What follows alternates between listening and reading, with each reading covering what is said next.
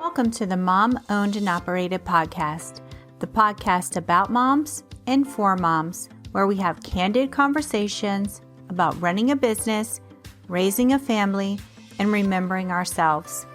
I'm your host, Rita Suzanne, a single mom of four, digital strategist, and provider of no-nonsense business strategies and tactics. Hi, this is Rita Suzanne, and today I have my guest Sandra with me. Sandra, I'm so excited to chat with you a little bit more, talk about your family, your business, and yourself. Please let us know all the things. Yes, thank you, Rita. Thank you for having me today. My name is Sandra Daniele, and I am the creator of Wish on Wildflowers, which is a life enhancement coaching for women. I have a small family.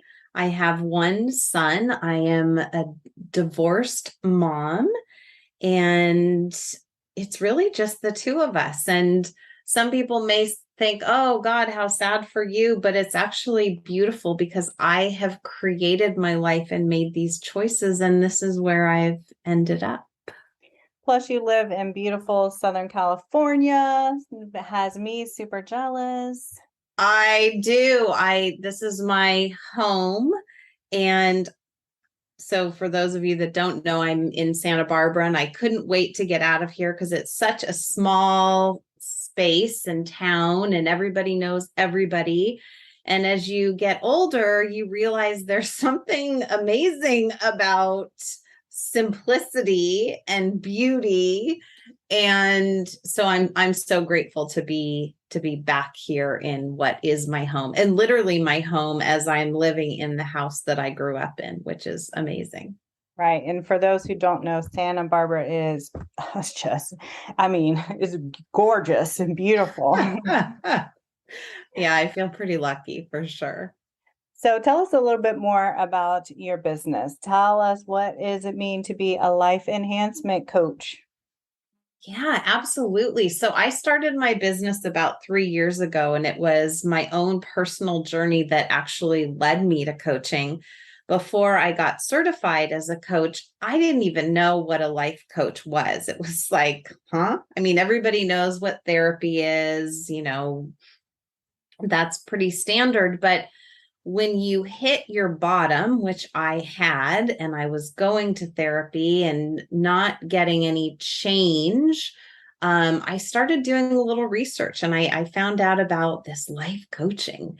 And I thought, well, that seems interesting. And so not only did I hire my own life coach, but then I became a certified life coach. And it was through that process that my whole world opened up. I opened up. Something shifted in me, something changed. And I thought, I have to share this. I have to give this gift to other women. And what that gift is it's the shifting of the way we see ourselves. It's the shifting of how we show up in the world. It's changing the beliefs about who we are and what we can become. We don't have to stay stuck. And so for the past, as I said, 3 years, I've been working with women to help them change their mindset, to help them go after the things that are important to them, to rewrite stories that aren't serving them. And it's so fulfilling. And I just feel so grateful that my path led me to meet women on their path. Mm-hmm. So has it been an easy path with business and everything? How have you had any bumps in the road? So it hasn't been easy. It hasn't been easy at all. And, the one thing that I would tell somebody coming into the space as an entrepreneur, having those ideas of, oh, I want to start my own business, and looking at Instagram and all the glitz and glam, it's not that. It can be, you can get to that point, but starting out, there's something much deeper than just the idea of owning your own business. It's really looking at yourself differently and seeing that this is a possibility for you.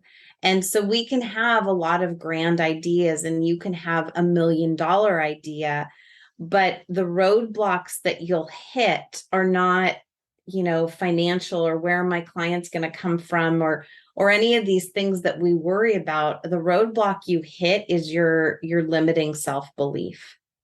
Yeah.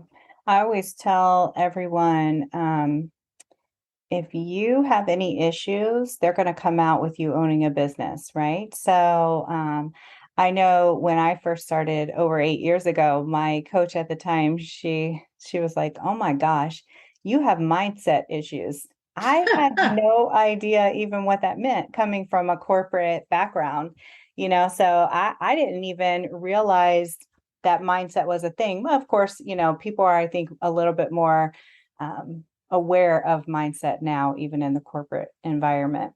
Don't you think? Well, Rita, I have to laugh, right? Because when you and I were talking last week, when we had our introductory call, or 2 weeks ago, whenever it was, and you asked me what I did, and I, said out loud, we're all taught to create, like, this is what I do, right? And so I said, I help women release doubts that keep them stuck so they can experience inner freedom, right?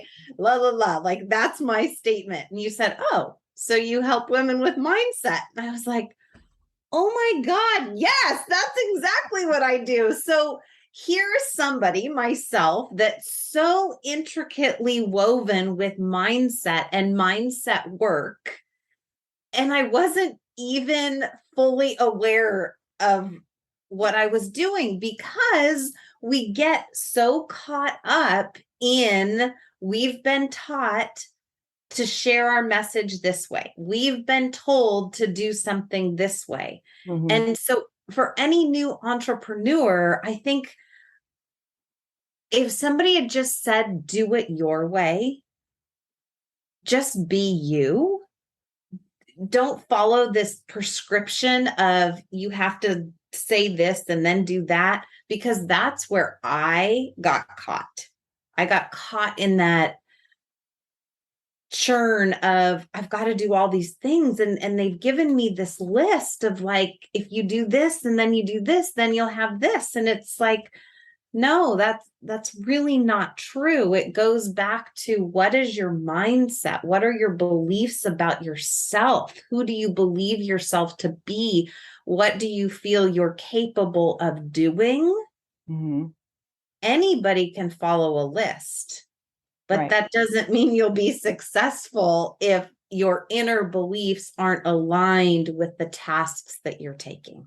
Right. Because what I find is that, if your mindset is messed up, it's really like you can make all the plans, all the lists in the world, but you're not going to be able to achieve them because you're really not going to be able to move forward. And that's why I always say that, well, just start a business, because all of it is going to come up at one point or another. And it's either you deal with it, or, your business is going to fail, likely. Yeah. So for myself, here I'd stepped into this new world of coaching, and I'm having these amazing conversations with these women, and they're having these grand aha moments. And here I am scheduling these calls in the evenings, in the early mornings, on the weekends, because I was still playing small and running off to my corporate job, Mhm. right? So I wasn't even living into what I was giving these other women. And I think that, you have to show up the way you want your business to go. Like, if you want your business to grow, then you have to show up You have to grow, 110%. right? You have to Yes. grow as a person too, in order Yes. for things to grow. Because I think that, like, any of the roadblocks that I've hit in my business over these years has been because of personal issues, personal things that have come up, or, changed my trajectory and my life, my, location, and all of these things. And so that's been kind of a pattern for me. Whenever my personal life is in chaos, then my business becomes in chaos as well. So how do you handle any like roadblocks that you may have experienced, like again, working in corporate or any of the other things? Yeah, I think a roadblock is really a road sign.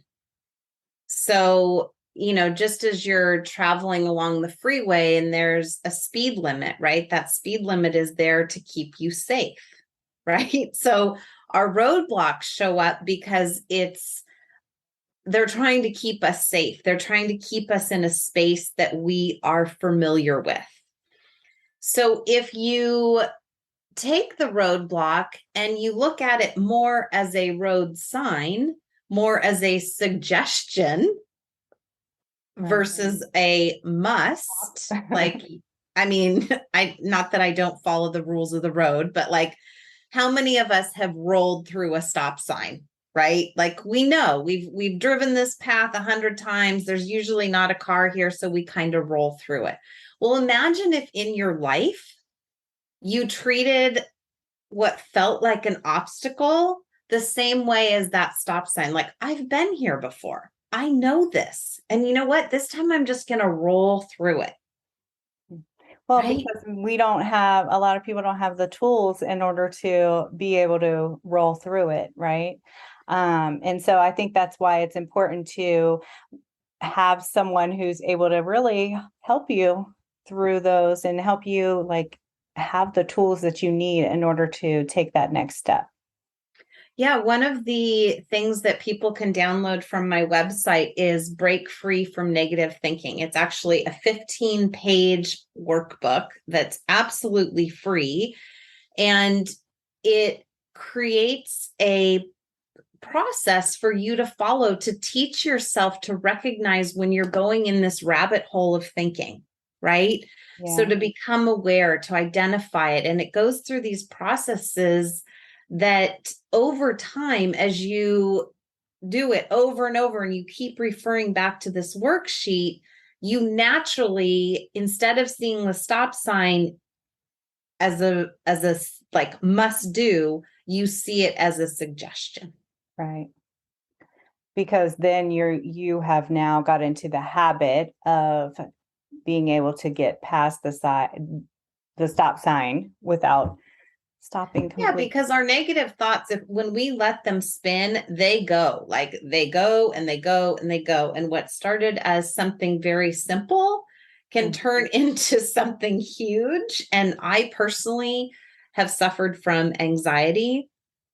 And, what is anxiety? It's really our worries on tenfold, right? It's like getting on the roller coaster without the seatbelt on. You just feel like, holy crud.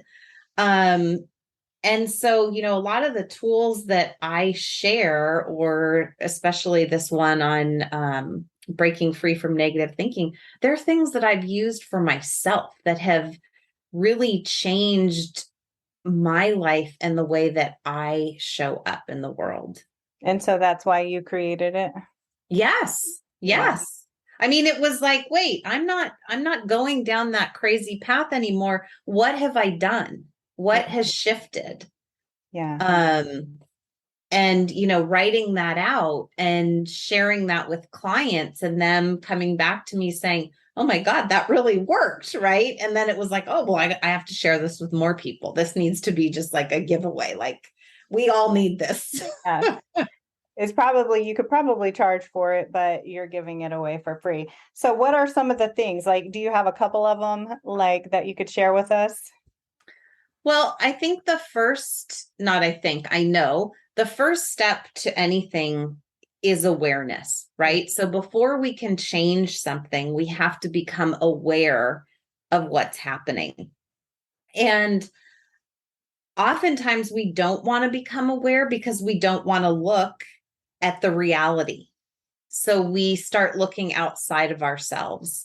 So number one is awareness, just becoming so aware in recognizing I'm not feeling good right now. Something's changing. Something's coming up. I'm familiar with this. What is it? And getting really clear on, okay, it's here. And what is it? Yeah.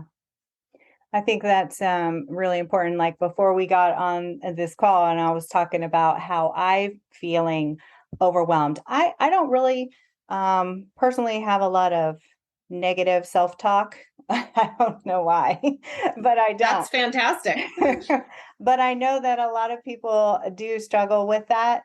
I have anxiety, but it's more of a feeling. It's not the negative talk. And so one way that I would just push through it is just do whatever I was afraid of doing, right? Put myself out there if I was afraid to meet the new people. And maybe I'm sweating like bullets before, this happens, but it always turns out to be a good thing, right? After you push through your fear, then you're able to get to where you need to go. But it's so scary. And I think that's why is this guide that you have is a lot of journaling. Is that what's helping? There's journaling, but there's actually a process to follow. And, the one thing that I would say about pushing through, so that's great, right? I mean, one of my mom's favorite sayings used to be feel the fear and do it anyway.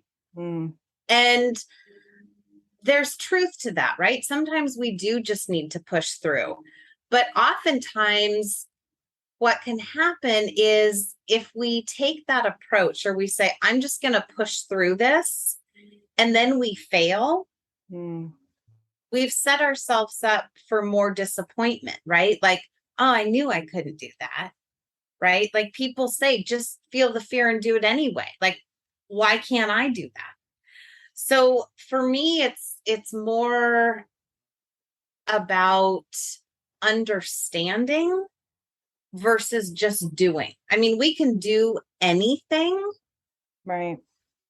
but if we're just doing to do and we're not understanding or looking at the emotions that are coming up while we're doing it, we're always going to hit a roadblock. We're always going to be having to like talk ourselves into push through it, push through it, push through it. So it's more of being aware of what the underlying cause is for those feelings and then working through them in, using these techniques and things that you are providing in this guide. Yes. Love Yeah. that. And it's coming back to how did I feel before the feeling came up? Mm-hmm.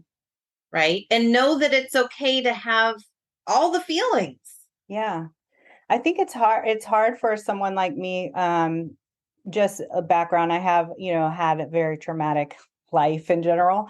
And so I have a hard time of verbalizing feelings of how I felt or feel in the moment in certain ways. And so that's why I think it would be hard for me to associate how did I feel? I'm like, I feel fine. I feel great. The anxiety, I only feel that because, maybe my heart is racing a little bit or something of that matter. But I think that, for other non-traumatized folks, this would, and my therapist keeps telling me, oh, you need to, work in about your feelings more. So I think that this would actually be helpful. Yeah, I think and my gardeners showed up, wouldn't you know it? So I think trauma is one thing, right? And this isn't to dismiss trauma. But I know for myself, I learned at a very young age that if I push down my feelings, Yeah. it makes it safe for everyone else. And when it feels safe for everyone else, then it feels safer for me. Although I've got all this stuff that I don't know what to do with. I've just made the situation feel safe for everyone else, but I haven't allowed myself to feel safe. Yes. I like that. That's really something to think on. I'm gonna think on that one. For sure. And Because that I love. That is what I love most about working with people or talking with people is when you can leave something that maybe it's not an aha moment, but it's enough for them to have a takeaway to think about. Yeah, because I feel like I'm going to reflect on that a little bit, journal it out, and then I will probably have a little bit of an aha moment, which is, as you mentioned, different than going to therapy because, they never really give you, well, mine hasn't really given me direction on, things to think about regarding feelings and why are you feeling this way, right? So this is definitely, I feel like I'm super self-aware, but I still need guidance in a lot of ways. Well, we all do. Mhm. And I think, as soon as we stop feeling like we don't need guidance, as soon as we think we know everything, as soon as we think we've got it all figured out, that's probably when we need the most help, right? Right. I talk about I was in therapy and I was like, this isn't working for me. And I'm done with therapy. And I found life coaching and I was like, whoa, my whole world opened up. Right. Mhm. And I thought, I will never go back to therapy. Well, you know what? I had to put my tail between my legs because in the last couple of months, I went back to therapy. And the reason is I kept getting sick. Like I got a sinus infection, then I got another sinus infection, and then I got COVID, and then I got another sinus infection. And I thought, there is something that I'm not looking at. So I have a coach. I'm working with my coach, but clearly, there's more I need to learn. There's more that I need to uncover. There are always more layers to us, right? Because just as we shed layers, we have new experiences. And then those new experiences leave a new layer. Yeah.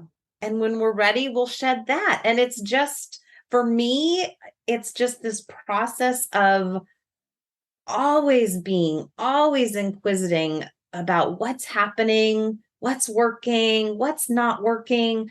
And as soon as I stop doing that, that's when I'm going to really start to worry about what's going on, because we need to get curious. That's why I have, I call it a curiosity call, like schedule a curiosity call, because for me, the coaching is about getting curious. It's about letting yourself explore new ideas. It's about letting yourself dream bigger.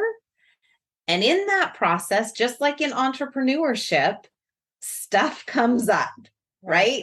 Because that dream that you have, there's also doubt that goes with that dream. Mm-hmm. So let's get curious.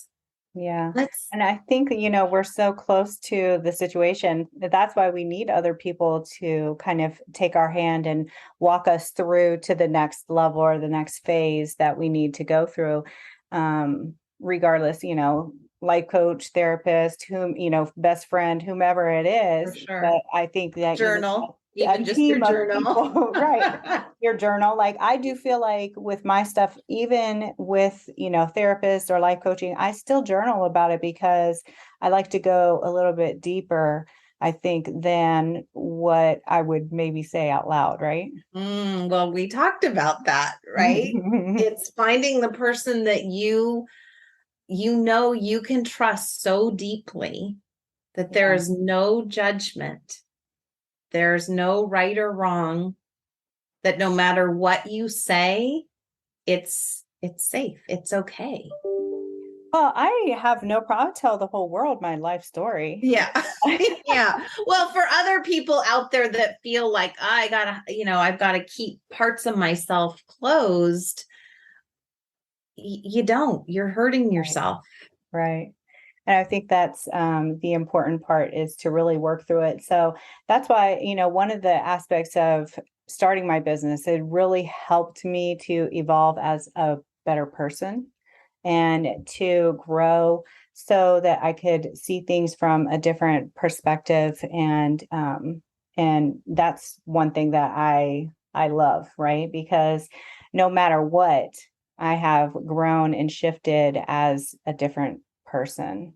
And I think, Absolutely. yeah, I think that I'm super grateful for. Like I've, worked through a lot of my issues through with coaches and people who have been my clients and not my clients. And, I've been lucky to work with a lot of health and wellness people. So it's almost, Yeah. it's Yeah. almost Sure. a given that you're going to grow as you're working with them. And I think that's one of the reasons why I stayed in that industry for so long, because I just was connecting so deeply with their content or their purpose or their mission.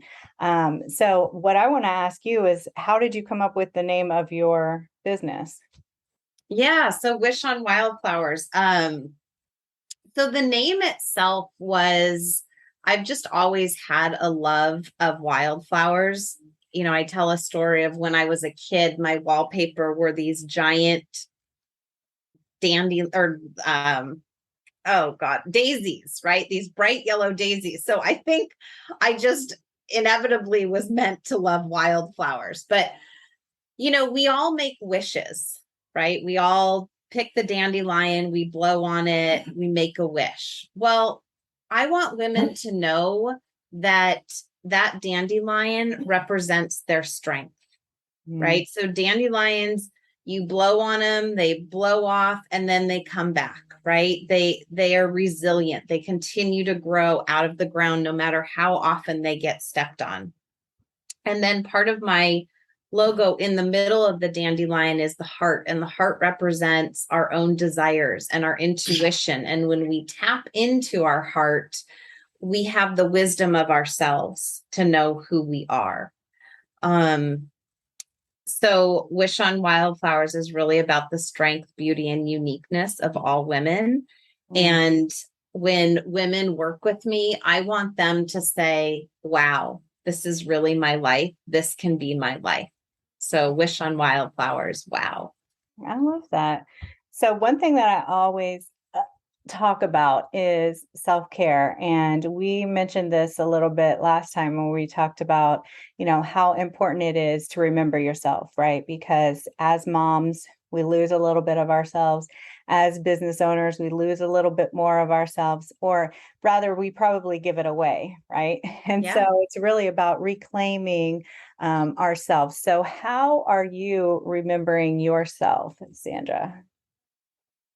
So I love this. And it's so crazy because after you and I had this conversation about self-care, and I said, oh my gosh, I'm so good about self-care. I take such good care of myself. So I'm on a call with my therapist, and somehow self-care comes up. And I say to her, like, I'm so good at self-care. And she says, bull bleep. And I'm like, wow. And she said, self-care is really self-respect. Mm. And I just loved that so much, because I think as a society, we get caught up in this idea like self-care is the bubble bath, which it is. It can be. Right. But it's respecting yourself enough to know that you deserve to take the time for the bubble bath, for the massage, for the candle lighting with the book. So, my self-care is really giving myself time in the morning. So before my son even wakes up, I wake up naturally about an hour before he does. I go outside, I stretch, I make my coffee, I journal, I do a little reading, and then I start my day. Yeah. And, I give myself things like I now get weekly massages, right? Mm-hmm. But so I always thought I had all of this self-care, and I do, but I think really when you put self-care with self-respect, it changes the entire dynamic of what it means to give yourself space. Yes. Yeah. I love that, because as we were speaking earlier, I haven't been going to the gym a lot. And so if I think about it in that way, then it really opens my eyes, because I do think, like you mentioned, I feel like I've been setting my boundaries. I've been doing these things, but I haven't been doing the things that I want to do, right? Because I've been filling everyone else's cup, even though I'm saying, oh, my boundaries are here, but that portion of me that I really want is not over there. So yeah, I love that. I'm going to also think about that one a little bit closer. So it's going to come. I love it. It's going to come into my head later while, when I'm thinking, should I go to the gym or not? Right? Like, no, get yourself to the gym. Yeah. So where can everyone find you online? Yes. So I have a website. It's www.wishonwildflowers.com. You can also find me on Facebook. I have a page, which is just Wish on Wildflowers Life Enhancement Coaching. And then I have a Facebook group called Confidently Being You. And you can find that it's actually under the tag Wow Garden.